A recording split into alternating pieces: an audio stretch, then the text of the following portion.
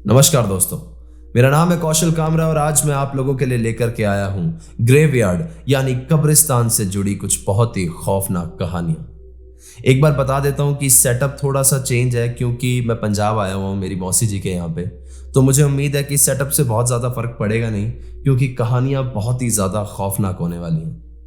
Collateral damage यानी ऐसे नुकसान जो किसी प्रोसेस में हो जाते हैं, वो चीजें जिनसे आपका कोई भी लेना देना नहीं है, लेकिन फिर भी आपका उस चीज की वजह से कुछ नुकसान हो जाना।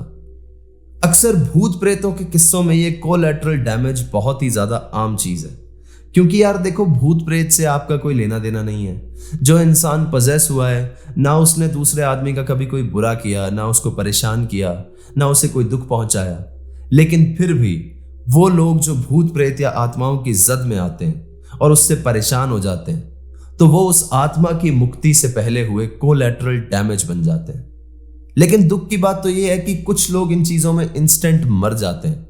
कुछ लोग इतने ज्यादा परेशान हो जाते हैं कि उनका एग्जॉर्सिज्म करवाया जाता है, यानी उनकी बहुत सारी पूजा वगैरह करवाई जाती है। और कुछ लोग ऐसे हैं जो मरने के बाद भी उनकी आत्माएं उस नेगेटिव एनर्जी के वश में रह जाती हैं। मुझे याद है कि मैं एक तांत्रिक बाबा से बात कर रहा था और उन्होंने बताया था कि वो लोग जो इस नेगेटिव एनर्जी के वश में आते हैं और इसकी वजह से उनकी जान जाती है, वो लोग 90% केसेस में ऐसा होता है कि मरने के बाद भी उनकी आत्मा को वो नेगेटिव एनर्जीज हॉन्ट करती हैं, उन्हें अपना स्लेव बना लेती हैं और उनसे बुरे काम करवाती हैं, यानी वही लोगों को पजेस करना, लोगों को परेशान करना। आज की हमारी पहली कहानी होने वाली है श्री मुक्तसर साहिब जिले से। मुक्तसर साहिब एक बहुत ही बड़ा गुरुद्वारा है, जहां पर गुरु गोविंद सिंह जी ने आकर के अपना घोड़ा बांधा था।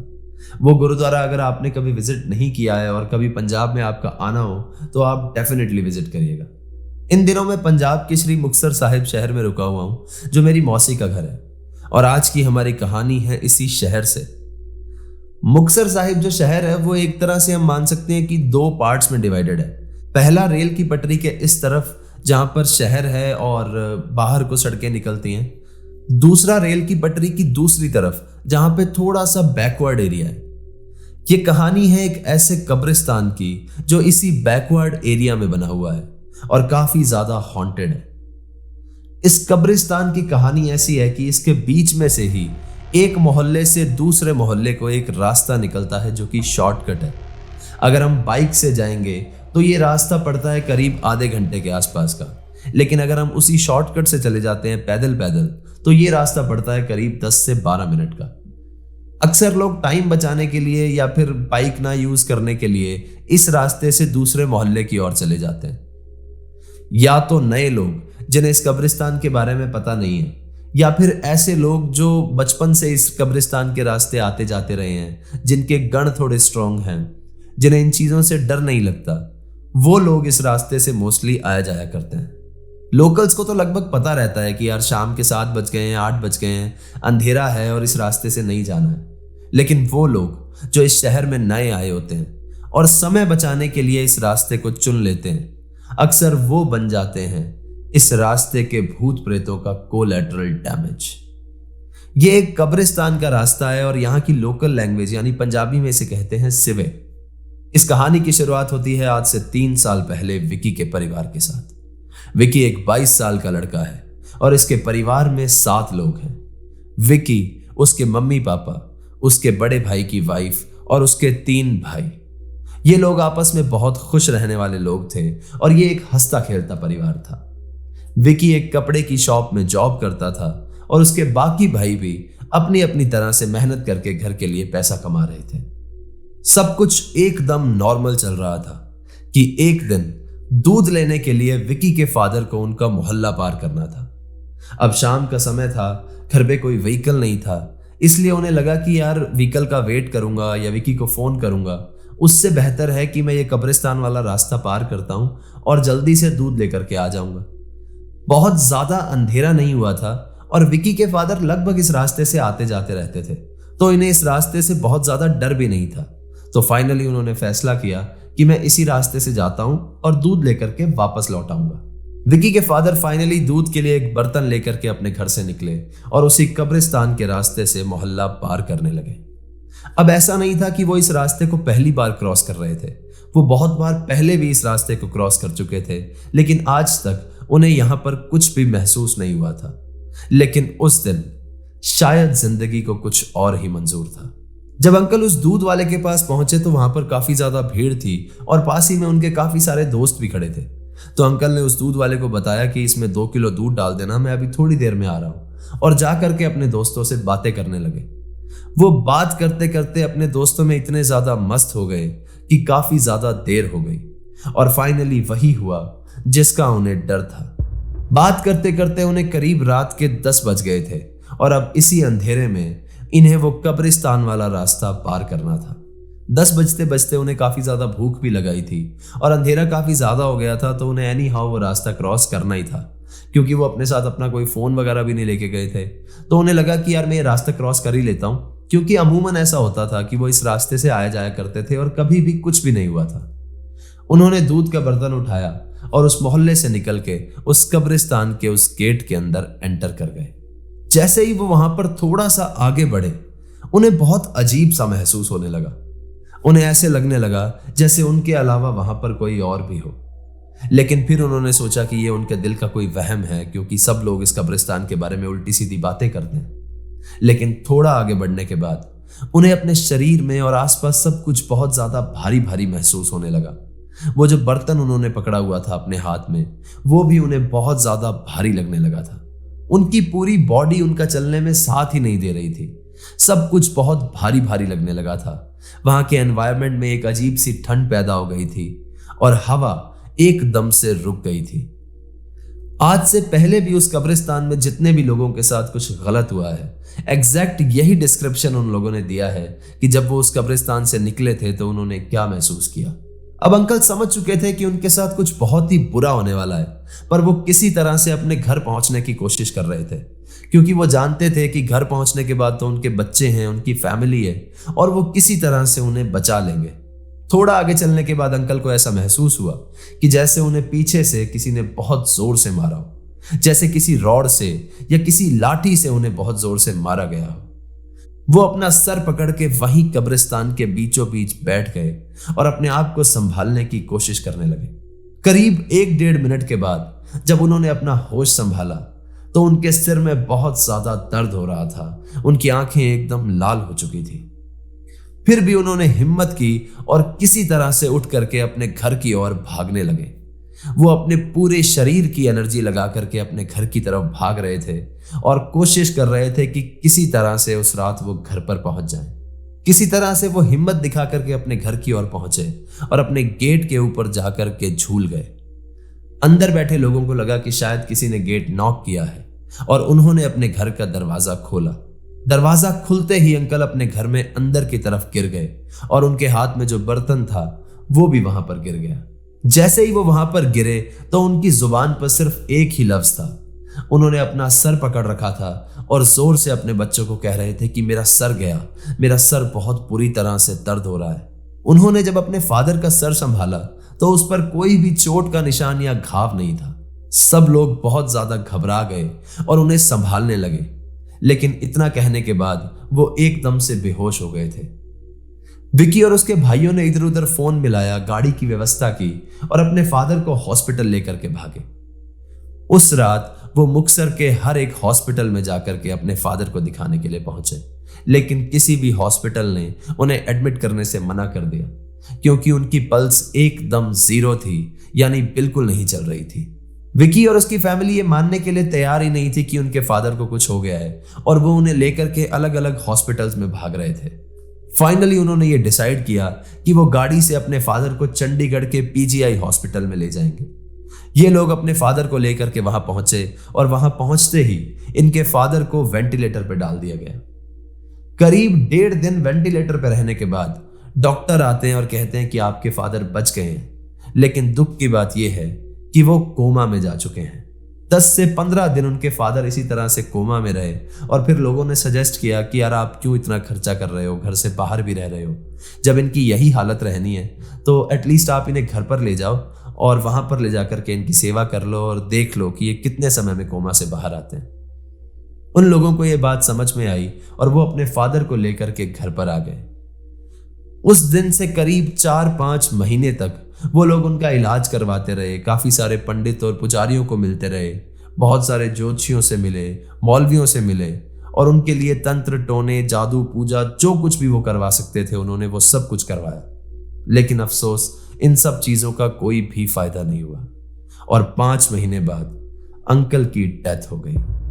वो एक ऐसा कब्रिस्तान है जहां पर मुस्लिम लोगों की लाशों को गाड़ा जाता था और शहर के बहुत सारे लोग ऐसे हैं जिनकी लाइफ में ढेर सारी प्रॉब्लम्स चल रही हैं या फिर वो एबनॉर्मल हैं सिर्फ एक उसी कब्रिस्तान में से निकलने की वजह से। विकी ने बताया कि शहर के ढेर सारे लोग ऐसे हैं जो वहां बैठकर सिगरेट वगैरह पी लेते थे या नशे कर लेते थे। उनकी लाइफ भी आज एक तरह से जहन्नुम हो चुकी है। अब इस कब्रिस्तान की जद में जो जो इंसान आया उस हर इंसान की लाइफ में सिर्फ यही नहीं हुआ कि वो पजेस हो गया। विकी ने बताया कि ढेर सारे लोग ऐसे हैं जो उस कब्रिस्तान में निकलने की वजह से एबनॉर्मल रहने लगे हैं या फिर उन्हें किसी न किसी नशे की लत लग गई है और वो उस नशे में ही अपनी जान दे देते हैं। वो कब्रिस्तान और उसकी ढेर सारी कहानियां ऐसी हैं जो आज भी इस शहर में जीती जागती घूम रही हैं और आज तक लाइलाज हैं। लोकल्स को अब इस कब्रिस्तान के बारे में पता है तो वो बहुत ज्यादा इस कब्रिस्तान का यूज नहीं करते हैं रास्ते का या फिर उसे क्रॉस करने की हिम्मत नहीं करते हैं। लेकिन वो लोग जो इस शहर में नए आते हैं और उन्हें इस रास्ते के बारे में ज्यादा पता नहीं होता वो इस कब्रिस्तान की जद में आ जाते हैं। मुझे भी ये बात तब पता लगी थी जब मैं उस एरिया को क्रॉस करने वाला था और मुझे किसी ने रोका कि भाई ये एरिया सही नहीं है, आप इसको क्रॉस मत करो। थैंक गॉड कि मुझे कोई मिल गया और मैंने वो रास्ता क्रॉस नहीं किया। तो ये थी आज की पहली कहानी दोस्तों। कहानी अगर आपको पसंद आई हो तो उसे लाइक कर दीजिएगा और कमेंट्स करके मुझे जरूर बताइएगा। अब यार जो लोग देख रहे हैं स्टोरी और सब्सक्राइबर हैं उसमें डिफरेंस बहुत ज्यादा है, तो अगर आप लोग रेगुलर मुझसे कहानी सुनते हो तो एक छोटा सा सब्सक्राइब कर दो और वहां पर एक बेल आइकन होगा उसे भी प्रेस कर देना ताकि अगली बार जब भी स्टोरी आएगी या रियल लाइफ इंसिडेंट्स पे मैं कोई कहानियां लेकर के आऊंगा वो सबसे पहले आप तक पहुंचती रहे। तो बढ़ते हैं हमारी आज की दूसरी कहानी की ओर जो राजस्थान के श्री गंगानगर शहर का एक सच्चा किस्सा है। ये कहानी है वरुण और उसके 3 दोस्तों की जो लोग हमेशा खाना खाने के बाद रात में घर से बाहर सिगरेट वगैरह पीने के लिए मिला करते थे और उनकी सिगरेट पीने की जगह थी उसी शहर के बाहर बना एक कब्रिस्तान। इसके 2 कारण थे, पहला कि शहर में उन्हें कोई देख ना ले और दूसरा कि ये बात उनके घर तक ना पहुंच जाए कि वो सिगरेट पीते हैं। अब कब्रिस्तान और आपके शहर में एक चीज एक जैसी है और कब्रिस्तान और आपके घर में एक चीज बहुत अलग है। आपके घर में अक्सर जो लोग रहते हैं वो हमेशा सेम रहते हैं, लेकिन आपकी शहर की तरह आपके कब्रिस्तान में जो लोग आते हैं या जो आत्माएं आती हैं वो हमेशा बढ़ती रहती हैं या बदलती रहती हैं। यानी बहुत से लोग ऐसे हैं जिनकी आत्मा को शांति मिल जाती है, लेकिन बहुत सी आत्माएं ऐसी भी हैं जिन्हें शांति नहीं मिलती और वो वहीं उस कब्रिस्तान में भटकती रहती हैं। 3-4 साल से ये लोग उस कब्रिस्तान में आ रहे थे और इनके साथ कभी कुछ भी नहीं हुआ था। अब इन लोगों की ग्रेजुएशन कंप्लीट हो चुकी थी और पोस्ट ग्रेजुएशन करने के लिए ये लोग गंगानगर से जयपुर शिफ्ट हो चुके थे। ये लोग काफी ज्यादा पढ़ने लिखने वाले थे और पढ़ाई पर बहुत ज्यादा ध्यान देते थे। तो 5-6 महीने बाद जब इन्हें छुट्टियां मिली तभी ये अपने कॉलेज से फ्री होकर के अपने शहर गंगानगर वापस आए। अब काफी दिन तक एक दूसरे से मिले नहीं क्योंकि जयपुर में भी ये साथ ही रहते थे, पर काफी दिन जब इन्हें घर पर हो गए थे तो इन्होंने प्लान किया कि यार बहुत दिन हो गए सिगरेट भी नहीं पी है, तो एक काम करते हैं आज डिनर के बाद मिलते हैं और उसी कब्रिस्तान में जाकर के सिगरेट पीते हैं। ये लोग जयपुर छोड़कर के वापस घर पर आ गए थे, लेकिन इनके घर पर कुछ नहीं बदला था, लेकिन उस कब्रिस्तान में बहुत कुछ बदल चुका था। ये लोग वहां मिलते हैं और बैठकर बातें वगैरह करने लगते हैं और सिगरेट पीने लगते हैं, लेकिन थोड़ी देर में पीछे से एक आवाज आती है, ये क्या चीज है? तो ये लोग हंसते हुए कहते हैं कि ये सिगरेट है और पीछे मुड़ते हैं, लेकिन वहां पर पीछे कोई भी नहीं था। सबकी हंसी एकदम बंद हो चुकी थी। ये लोग बहुत ज्यादा घबरा गए और वहां से दौड़ने लगे, लेकिन इतने में ही इनके सामने एक बच्चा आया और इनकी मजाक उड़ा करके हंसने लगा। इन लोगों को यह लगा कि उस बच्चे ने ही इन्हें डराने के लिए यह सब किया है, तो इन्होंने उस बच्चे पर बहुत ज्यादा गुस्सा किया कि तुझे मार खानी है क्या, चला जा यहां से। सामने से पलट करके उस बच्चे ने कहा, लड़ेगा मुझसे? आजा, हिम्मत है तो। अब इनमें से एक लड़का वरुण उस बच्चे की ओर बढ़ा और उसे जाकर के उठा लिया और उसे डांटने लगा। सब लोग ये देख ही रहे थे कि अचानक से चीजें वहां पर चेंज हो गई। जिस बच्चे को वरुण ने उठा रखा था, अब उस बच्चे ने कॉलर से पकड़ के वरुण को हवा में लटका दिया था और वहां से पटक के नीचे फेंक दिया था। उसने ऐसा 3-4 बार किया। वो बार बार वरुण को हवा में उठाता और पटक के नीचे फेंक देता। यह चीज देख करके उसके दोस्त भी बहुत ज्यादा घबरा गए। फाइनली उस छोटे से बच्चे ने वरुण को एक फुटबॉल की तरह उठाकर पेड़ पर फेंका और वरुण उस पेड़ से भिड़ करके नीचे गिर गया। ये सब लोग बहुत ज्यादा डर गए और उस कब्रिस्तान से बाहर भागने लगे। फिर उन लोगों को रियलाइज हुआ कि नहीं यार, वरुण हमारा दोस्त है, हम उसे ऐसे छोड़कर नहीं जा सकते। तो उस कब्रिस्तान से थोड़ी ही दूर एक ताऊ जी हैं जो चाय बेचा करते थे। ये सब लोग भाग करके उस ताऊ जी के पास गए और उन्हें अपने दोस्त के साथ हुआ किस्सा बताया। वो ताऊ अपनी दुकान से उठते हैं, हाथ में गंगा जल उठाते हैं और इन लोगों के साथ उस कब्रिस्तान के अंदर जाते हैं। ये जाकर देखते हैं कि वरुण उस पेड़ से सट करके नीचे गिरा हुआ है और वहां पर बेहोश पड़ा है। ये सब लोग भाग के उसकी तरफ जाते हैं और उस पर जाकर के वो ताऊ गंगा जल छिड़कते हैं। अब इसके बाकी दोस्त इधर उधर देख रहे थे कि वो छोटा सा बच्चा कहां पर गया और बहुत ज्यादा डरे हुए थे। लेकिन इतने में ही गंगा जल छिड़कते ही वरुण को अचानक से होश आता है। होश आते ही वो बहुत बुरी तरह से चिल्लाता है और फिर से बेहोश हो जाता है। ये लोग वरुण को उठाते हैं और किसी तरह से उस कब्रिस्तान से बाहर लेकर के आते हैं और घर ले जाते हैं। घर पे जाकर के ये लोग सारा किस्सा बताते हैं और घर पे झूठ बोलते हैं कि हम लोग तो शर्त लगा करके कब्रिस्तान में गए थे कि देखते हैं किसको ज्यादा डर लगता है, ताकि इनकी वो सिगरेट वाली बात सामने ना आए। घर वालों ने इन्हें बहुत ज्यादा डांटा और लताड़ा और इनका घर से बाहर निकलना बंद करवा दिया। लेकिन वरुण अभी भी उस चीज के कॉन्सिक्वेंसेस भुगत रहा था। आने वाले 2-3 महीनों तक वरुण की तबीयत बहुत ज्यादा खराब रही। उसे अचानक से बुखार हो जाता, उसका गेट अचानक से आवाज करने लगता, या उसे ऐसा लगने लगता कि उसे कोई दूर से देख रहा है और वो बहुत ज्यादा डर में रहने लगा था। उसकी जिंदगी एक जीता जागता जहन्नुम हो गई थी। इसी बीच में उसके पेरेंट्स लगभग हर हफ्ते उसे मंदिर ले जाते, उसकी पूजा करवाते। बहुत सारे ज्योतिषी, तांत्रिक, इन सब लोगों से मिला गया और फाइनली करीब 2-3 महीने के बाद वरुण की हालत में थोड़ा सुधार आया।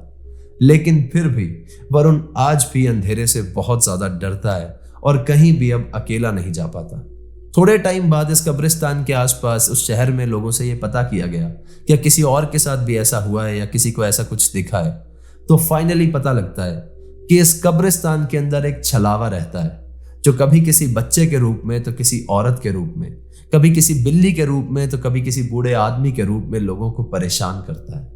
इन लोगों के मन में उस दिन के बाद से इतना ज्यादा डर बैठ गया कि कब्रिस्तान तो क्या, ये लोग अकेले किसी कोने में जाकर के भी सिगरेट नहीं पीते हैं। एक बात मुझे समझ में नहीं आती, जो जगह इंसानों के रहने के लिए बनी है उस जगह को छोड़ के लोग क्यों ऐसी जगह पर जाते हैं जो मुर्दों के रहने के लिए बनी है। पता नहीं लोग किस तरह की डेयरिंग दिखाना चाहते हैं या किस तरह का लापरवाह बिहेवियर है ये, लेकिन एक कब्रिस्तान में जाकर के रोज शाम को सिगरेट पीना मुझे नहीं लगता कहीं से कोई रिस्पॉन्सिबल चीज थी।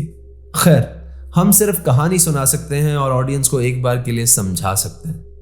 कहानी अगर आपको पसंद आई हो तो इसे अपने कमजोर दिल वाले दोस्तों के साथ साथ उन दोस्तों के साथ भी शेयर करना जो बहुत ज्यादा डेयरिंग है और ऐसी हरकतें करने का मादा रखते हैं, ताकि वो अपने जीवन में भूल कर भी ऐसी कोई हरकत ना करें। तो ये थी आज की दूसरी कहानी दोस्तों। कहानी पसंद आई हो तो इसे जरूर लाइक करके जाना और चैनल को सब्सक्राइब कर देना और एक बेल आइकन होगा उसे भी प्रेस कर देना, ताकि आगे आने वाले समय में मैं जो रियल लाइफ इंसिडेंट्स पे कहानियां लेकर के आऊंगा वो सबसे पहले आप तक पहुंचती रहे।